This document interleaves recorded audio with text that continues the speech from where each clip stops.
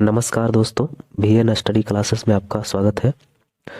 आज बायोलॉजी का बहुत ही इम्पोर्टेंट चैप्टर शुरू करने जा रहा हूं जिसका नाम है कोशिका सेल।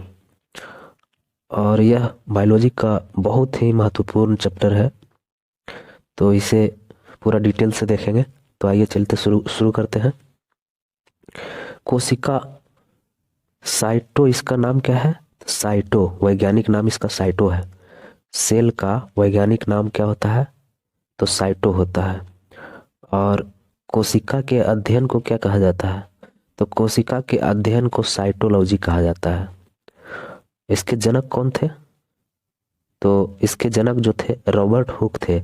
इन्होंने मृत कोशिका खोजा था। रॉबर्ट हुक ने कौन सी कोशिका खोजा था? तो मृत कोशिका को खोजा था।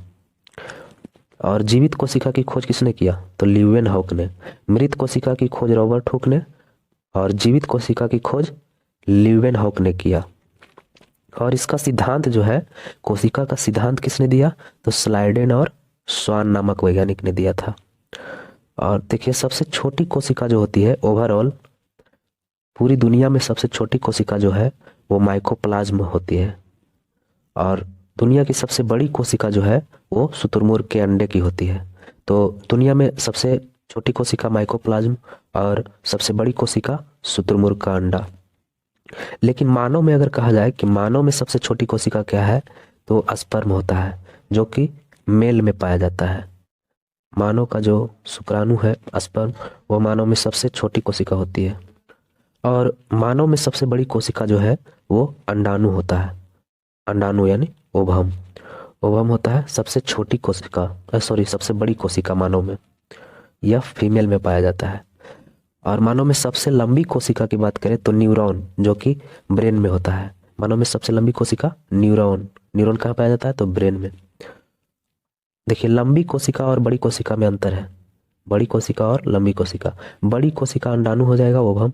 और लंबी कोशिका अगर पूछे तो न्यूरॉन। और न्यूरॉन जो है वो विभाजन रहित कोशिका है। इसमें कोशिका का विभाजन नहीं होता है। तो विभाजन नहीं होने वाला कोशिका कौन सा है? यानी विभाजन रहित कोशिका न्यूरॉन, जो कि मस्तिष्क में पाया जाता है। इसीलिए मस्तिष्क में जब चोट लग जाता है तो उसमें पुनः कोशिका का विभाजन नहीं हो पाता है। तो मस्तिष्क में जब चोट लगता है तो वह ठीक नहीं हो पाता है। वहीं अगर सबसे तेज विभाजन की बात करें तो वो लीवर में होता है, यानी यकृत में होता है सबसे तेजी से विभाजन। यानी लीवर में कोई भी कोशिका की मृत्यु होती है तो वो पुनः सबसे तेजी से उसका विभाजन करके उसको ठीक कर लेता है यकृत। तो कोशिका का विभाजन जो है वो कोशिका के टूटने फूटने से ही होता है। यानी कोशिका, एक कोशिका से दूसरे कोशिका का निर्माण होता है। आइए आगे देखते हैं क्या है। कोशिका झिल्ली या प्लाज्मा झिल्ली, इसे मेम्ब्रेन भी कहा जाता है। कोशिका झिल्ली या प्लाज्मा झिल्ली या मेम्ब्रेन, यह पादप तथा जंतु दोनों में पाया जाता है। पादप यानी कि जो अपने जगह पर सिर्फ हिल डुल सके, और जंतु जो इधर उधर मूव कर सके। जैसे जंतु में हो गया मनुष्य, जानवर, और पादप में हो गया पेड़ पौधे। तो पादप और जंतु दोनों में पाया जाता है क्या? तो कोशिका झिल्ली या प्लाज्मा झिल्ली या मेम्ब्रेन। और यह जो कोशिका झिल्ली होती है यह किसकी बनी होती है? तो यह प्रोटीन का बना होता है। कोशिका झिल्ली जो है वह प्रोटीन का बना होता है। और कोशिका के सभी अंग जो है इसी झिल्ली में रहते हैं।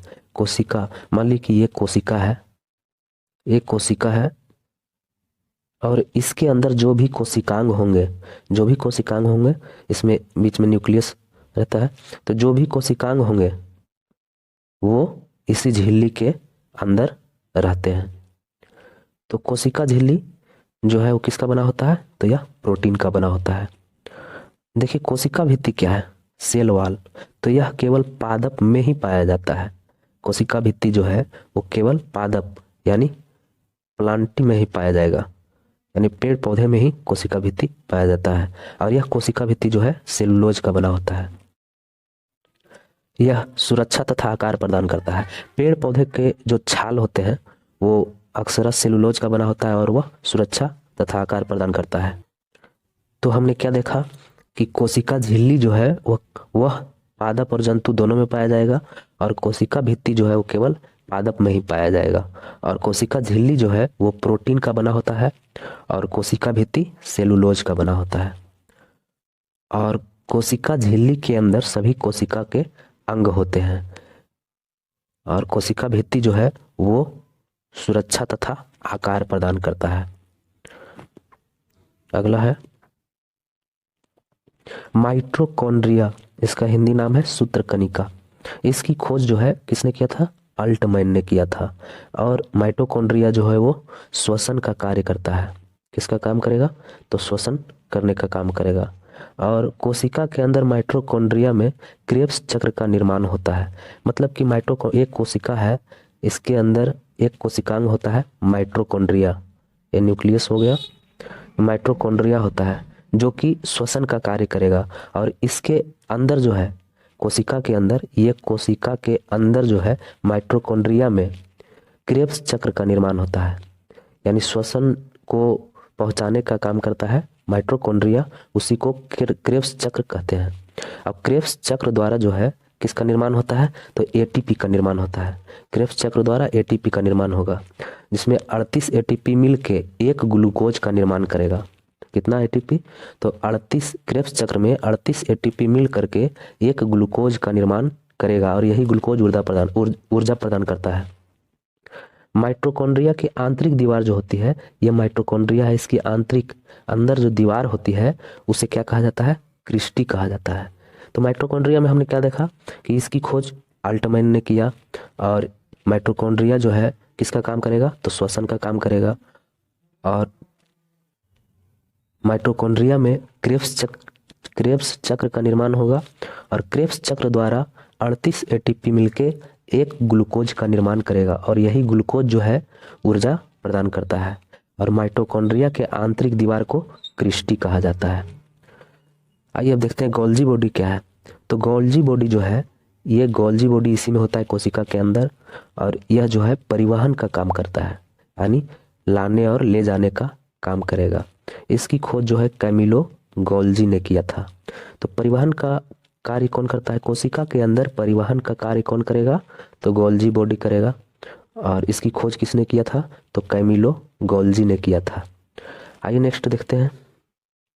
देखिए, एक कोशिका है और इसके अंदर न्यूक्लियस, माइटोकॉन्ड्रिया, और मैंने क्या देखा?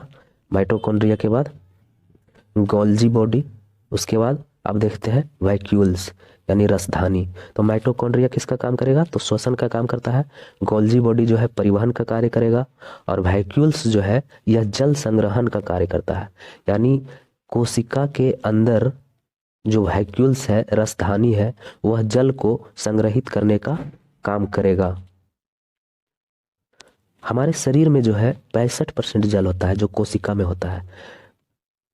लोग कहेंगे कि 65% जल आखिर पेट में कहाँ हटता है? तो पेट में नहीं रहता है, वह कोशिका के, हमारा जो शरीर है वो छोटी छोटी कोशिकाओं से मिलकर बना होता है, और सभी कोशिकाओं में जल भरा होता है। तो हमारे शरीर में 65% जल होता है, जो कि कोशिका में होता है। अगला है तारक काय, सेंट्रोसोम। सेंट्रोसोम, तो सेंट्रोसोम की खोज किसने किया था? तो बोवेरी नामक वैज्ञानिक ने किया था। सेंट्रोसोम की खोज बोवेरी नामक वैज्ञानिक ने किया था, और यह कोशिका विभाजन का काम करता है। कोशिका विभाजन का मतलब हुआ कि एक कोशिका से दूसरे कोशिका का निर्माण होना, यानी इसे पुनर्निर्माण कहा जा सकता है। तो यह कोशिका विभाजन का काम करता है, यह पुनर्निर्माण का कार्य करता है। तो यहाँ से मैंने क्या देखा कि माइटोकॉन्ड्रिया जो है वो श्वसन का काम कर रहा है, गोल्जी बॉडी जो है परिवहन का काम कर रहा है, वैक्यूल्स जो है वो जल संग्रहण का काम कर रहा है, और सेंट्रोसोम यानी तारक काय जो है वो कोशिका विभाजन का काम करेगा। और हमारे शरीर में सबसे ज़्यादा कोशिका विभाजन कहाँ होता है? तो लीवर में होता है। कहाँ? यकृत में। और सबसे कम कहाँ होता है? तो सबसे कम जो है वह न्यूरॉन में होता है। न्यूरॉन कहाँ पाया जाता है? तो मस्तिष्क में पाया जाता है। हमारे शरीर में सबसे कम अर्थात नहीं के बराबर कोशिका कहाँ पाया जाता है? तो ब्रेन में, वही न्यूरॉन में पाया जाता है। आइए आगे देखते हैं क्या है। ये हमारा कोशिका है, और कोशिका के अंदर मैंने क्या देखा, न्यूक्लियस, माइटोकॉन्ड्रिया जो कि परिवहन का कार्य कर रहा था, गोल्जी बॉडी जो कि सॉरी माइटोकॉन्ड्रिया जो श्वसन का काम कर रहा था, गोल्जी बॉडी जिस जो परिवहन का काम कर रहा था, और वैक्यूल्स था जो जल संग्रहण का काम कर रहा था, सेंट्रोसोम था जो कोशिका विभाजन का काम कर रहा था। अब देखेंगे अंतः प्रद्रव्य जालिका यानी इंडोप्लाज्मिक रेटिकुलम, इसे शॉर्ट में ER भी कहा जाता है, इंडोप्लाज्मिक रेटिकुलम, ER। तो यह इसका काम क्या होता है, तो यह आंतरिक कंकाल का काम करता है, यानी आंतरिक सहायता प्रदान करता है। और यह किसका बना होता है, तो इंडोप्लाज्मिक रेटिकुलम वसा का निर्माण करता है और प्रोटीन का निर्माण करेगा। इंडोप्लाज्मिक रेटिकुलम दो प्रकार के होते हैं, आइए एक रफ चित्र के अनुसार समझते हैं। मान लीजिए कि ये इंडोप्लाज्मिक रेटिकुलम है, यह दो प्रकार के होते हैं। एक साइड जो होता है वो खुरदुरा होता है, यानी इसे रफ इंडोप्लाज्मिक रेटिकुलम कहा जाता है, और इसी साइड जो है वो क्या पाया जाता है, तो राइबोसोम पाया जाता है। इस साइड क्या पाया जाएगा, तो राइबोसोम पाया जाएगा। खुरदुरा साइड में राइबोसोम पाया जाता है, और एक साइड जो होता है इधर का साइड वो स्मूथ होता है, यानी चिकना होता है। तो स्मूथ साइड में ये क्या प्रदान करेगा, तो ये वसा का निर्माण करता है। और राइबोसोम खुरदुरे पार्ट में जो राइबोसोम होता है वो किसका निर्माण करेगा, तो प्रोटीन का निर्माण करता है, प्रोटीन का निर्माण करेगा। तो इंडोप्लाज्मिक रेटिकुलम दो प्रकार के होते हैं, एक स्मूथ इंडोप्लाज्मिक रेटिकुलम, इसमें किसका निर्माण होगा, तो वसा का निर्माण होगा। स्मूथ मतलब चिकना, तो चिकना किस में होगा, वसा में, सॉरी चिकना में क्या होगा, तो वसा का निर्माण होगा। और ये खुरदुरे पार्ट को रफ इंडोप्लाज्मिक रेटिकुलम कहा जाता है। इस साइड में राइबोसोम पाया जाता है जो कि प्रोटीन का निर्माण करता है। तो आइए आगे देखते हैं राइबोसोम क्या है। तो सर्वप्रथम इसकी खोज जो किया था वो पैलार्डे नामक वैज्ञानिक ने किया था। राइबोसोम की खोज पैलार्डे नामक वैज्ञानिक ने किया था, और इसमें जो है प्रोटीन का निर्माण होता है, जो कि ये राइबोसोम कहाँ पाया जाता है, तो इंडोप्लाज्मिक रेटिकुलम का ही का भाग होता है। कौन सा भाग, तो रफ साइड होता है, रफ भाग यानी खुरदुरे साइड में पाया जाता है राइबोसोम, जो कि मैंने अभी पीछे बताया। और इसमें किसका निर्माण होगा, तो प्रोटीन का निर्माण होता है, इसलिए इसे यहाँ प्रोटीन बनता है, इसलिए इसे प्रोटीन की फैक्ट्री कहा जाता है। राइबोसोम को क्या कहा जाएगा, तो प्रोटीन की फैक्ट्री। और यह दो प्रकार का होता है, एक होता है 70S और एक 80S। तो 70S जो होता है बहुत छोटा होता है तथा यह प्रोकैरियोटिक में पाया जाता है, और 80S जो होता है यह बड़ी होती है तथा यह यूकैरियोटिक में पाया जाता है। देखिए प्रोकैरियोटिक और यूकैरियोटिक के बारे में हम लोग अगले वीडियो में जानेंगे, क्योंकि यह बड़ा टॉपिक हो जाता है। तो अभी इतना जान लीजिए कि प्रोकैरियोटिक उसे कहेंगे, मोटा मोटी जान लीजिए कि प्रोकैरियोटिक उसे कहेंगे जिसे हम नंगी आंखों से नहीं देख सकते हैं, और यूकैरियोटिक जिसे हम देख सकते हैं। जैसे मानव जो है, मानव वो यूकैरियोटिक्स में आएंगे। और इसमें कैसा राइबोसोम पाया जाएगा, तो 80S प्रकार का, यूकैरियोटिक में 80S का, और प्रोकैरियोटिक में 70S राइबोसोम पाया जाता है। तो यहाँ से मैंने क्या देखा कि राइबोसोम की खोज पैलार्डे नामक वैज्ञानिक ने किया, और यह इंडोप्लाज्मिक रेटिकुलम का ही रफ साइड वाला भाग होता है जो कि प्रोटीन का निर्माण करता है, इसलिए इसे प्रोटीन का फैक्ट्री कहा जाता है। और यह दो प्रकार का होता है, राइबोसोम दो प्रकार का होता है, 70S और 80S। 70S जो है वो छोटा होता है, 80S बड़ा होता है। तो 70S जो है प्रोकैरियोटिक में पाया जाएगा, और 80S जो है वो यूकैरियोटिक में पाया जाएगा। नेक्स्ट देखते हैं केंद्रक यानी न्यूक्लियस। न्यूक्लियस की खोज जो है वो किसने किया था, रॉबर्ट ब्राउन नामक वैज्ञानिक ने किया था। न्यूक्लियस की खोज रॉबर्ट ब्राउन नामक वैज्ञानिक ने किया था। इसे कोशिका का ब्रेन कहा जाता है, यानी कोशिका का दिमाग कहा जाता है, ब्रेन ऑफ सेल कहा जाता है। केंद्रक को क्या कहा जाता है, न्यूक्लियस को क्या कहा जाता है, तो कोशिका का ब्रेन कहा जाता है। ये देखिए ये ब्रेन है, सॉरी ये कोशिका है, इसके अंदर बीच में मैंने बताया कि न्यूक्लियस पाया जाएगा, इधर mitochondria, Golgi body, vacuoles, centrosome, endoplasmic reticulum पाया जाएगा, और इधर लाइसोसोम भी पाया जाता है। तो ये न्यूक्लियस जो है बीच में, ये सभी को जितने कोशिका के अंदर अंग है, अंग मतलब जैसे माइटोकॉन्ड्रिया, गोल्जी बॉडी, वैक्यूल्स, ये सब अंग है, इसको कंट्रोल करके रखता है। ये जितने भी कोशिकांग है, कोशिका के अंदर जितने भी कोशिकांग है, इनको कंट्रोल करने का काम कौन करता है? तो न्यूक्लियस करता है। इसलिए इसे कोशिकांग का कंट्रोलर भी कहा जाता है। कोशिका का ब्रेन कहा जाता है न्यूक्लियस को, और कोशिकांग का कंट्रोलर भी कहा जाता है। इसके अंदर जो है, न्यूक्लियस के अंदर जो है वो क्रोमोसोम पाए जाते हैं। क्या पाए जाते हैं? क्रोमोसोम पाए जाते हैं। क्रोमोसोम पाए जाते हैं, और क्रोमोसोम के अंदर जो है वो डीएनए तथा आरएनए पाया जाता है। क्रोमोसोम के अंदर डीएनए तथा आरएनए पाया जाएगा। देखिए, केंद्रक के अंदर जो क्या है? क्रोमोसोम है। केंद्रक के अंदर क्रोमोसोम, और क्रोमोसोम के अंदर जो है डीएनए तथा आरएनए पाया जाता है। केंद्रक में 80% प्रोटीन होता है और 10% डीएनए होता है। बाकी 10% में और सभी चीज होते हैं। यानी कि न्यूक्लियस में जो है लगभग 80% प्रोटीन होता है और 10% डीएनए पाया जाता है। तो केंद्र के बारे में क्या जाना मैंने, कि यह जो है, इसकी खोज रॉबर्ट ब्राउन ने किया, और इसे कोशिका का ब्रेन कहा जाता है, कोशिकांग का कंट्रोलर भी कहा जाता है। और न्यूक्लियस में क्रोमोसोम पाए जाते हैं, जो कि क्रोमोसोम के अंदर डीएनए और आरएनए होता है, और इसमें 80% प्रोटीन और 10% डीएनए पाया जाता है। आगे देखते हैं। अब आइए देखते हैं लाइसोसोम के बारे में। तो इसकी खोज किसने किया था? डी डुबे नामक वैज्ञानिक ने। लाइसोसोम की खोज डी डुबे वैज्ञानिक ने किया था। ये जो लाइसोसोम है, यह लाइसोसोम जो है, इसे आत्महत्या की थैली कहते हैं। क्यों कहते हैं?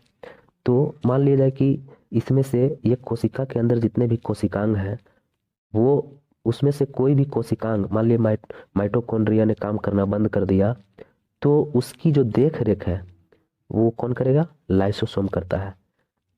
तो इसमें जो लाइसोसोम में है वो एक एंजाइम पाया जाता है, जिसे हाइड्रोलाइटिक एंजाइम कहते हैं, जल अपघटक एंजाइम कहते हैं। यह बहुत ही खतरनाक एंजाइम होता है। यह कोशिका के अंदर कोशिकीय पाचन का काम करता है। यह जो है लाइसोसोम, वो कोशिका के अंदर कोशिकीय पाचन का काम करता है। अगर मान लिया जाए कि माइटोकॉन्ड्रिया सही ढंग से काम नहीं कर रहा है, तो क्या करेगा कि लाइसोसोम अपने आप को वो फाड़ लेता है, और उसके अंदर से हाइड्रोलाइटिक एंजाइम निकलते हैं, और वह कोशिका को खत्म करके निकाल देते हैं। इसलिए इसे आत्महत्या की थैली भी कहा जाता है। क्या कहा जाता है? आत्महत्या की थैली। और इसे कोशिका का आइटम बम भी कहा जाता है। देखिए, कोशिका में जो है आरबीसी होता है, और आरबीसी में जो है लाइसोसोम नहीं पाया जाता है। तो जब आरबीसी की मृत्यु होती है, जब आरबीसी की मृत्यु हो जाती है, तो वह स्प्लीन में चला जाता है। मृत जो है आरबीसी, वह किस में चला जाएगा? स्प्लीन में चला जाता है। इसलिए स्प्लीन को आरबीसी का कब्र कहा जाता है, और आरबीसी में लाइसोसोम नहीं पाया जाता है। इसमें कोई भी कोशिका, अगर कोशिका की मृत्यु हो जाती है हमारे शरीर में, तो उस कोशिका में जो लाइसोसोम होता है उसे बाहर निकालने का काम करता है। और आरबीसी को, यानी मृत आरबीसी को बाहर निकालने का काम कौन करेगा? तो वो स्प्लीन करता है। स्प्लीन में चला जाएगा, और इसीलिए स्प्लीन को आरबीसी का कब्र कहा जाता है। आगे देखते हैं। जीव द्रव यानी प्रोटोप्लाज्म। प्रोटोप्लाज्म जीव द्रव की खोज किसने किया? पुरकिंजे नामक वैज्ञानिक ने किया। इसमें 80% जल होता है। जीव द्रव्य में 80% जल होता है, और यह कलरलेस भी होता है। यह दो प्रकार का होता है।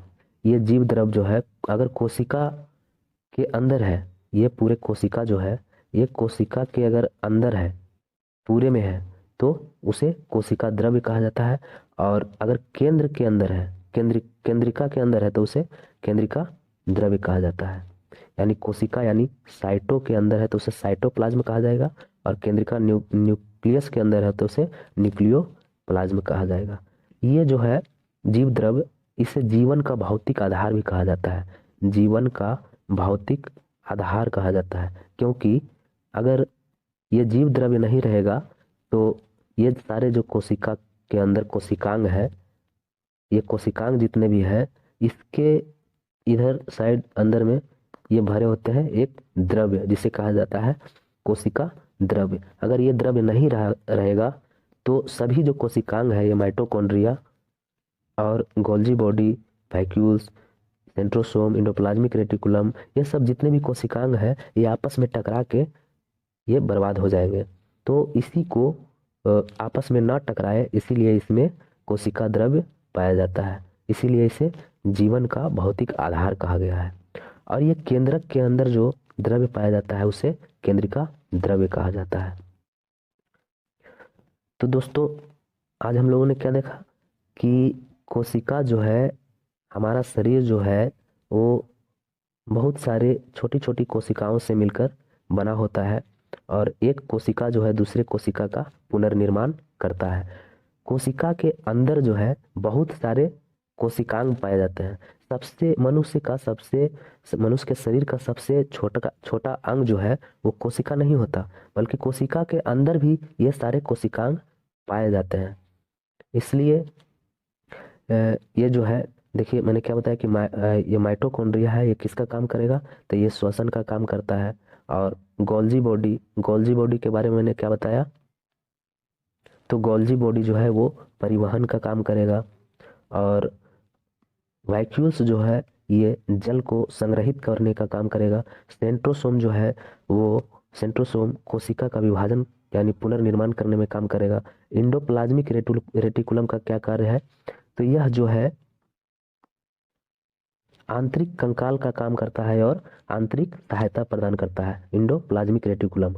और इंडोप्लाज्मिक रेटिकुलम जो है यह दो प्रकार होता है, यानी दो भागों में बटा होता है। एक स्मूथ इंडोप्लाज्मिक रेटिकुलम जिससे वसा का निर्माण होता है, और एक रफ इंडोप्लाज्मिक रेटिकुलम जिसमें राइबोसोम पाया जाता है जिसके कारण प्रोटीन का निर्माण होता है। और मैंने क्या देखा, राइबोसोम किसका निर्माण करेगा, तो यह प्रोटीन का निर्माण करता है। और लाइसोसोम का क्या काम है, तो लाइसोसोम जो है वो कोशिकीय पाचन का काम करेगा। और ये कोशिका के अंदर जो द्रव भरा होता है वो कोशिका द्रव्य कहलाता है। और केंद्रक के अंदर जो द्रव्य रहता है उसे केंद्रिका द्रव्य कहा जाएगा। तो दोस्तों आज मैंने कोशिका का पूरा डिटेल से वर्णन किया और मुझे विश्वास है कि आप लोगों को जरूर समझ में आया होगा। अगर वीडियो अच्छा लगे तो वीडियो को लाइक कर दें और चैनल को कृपया सब्सक्राइब कर दें। अब मिलते हैं नेक्स्ट वीडियो में, तब तक के लिए जय हिंद।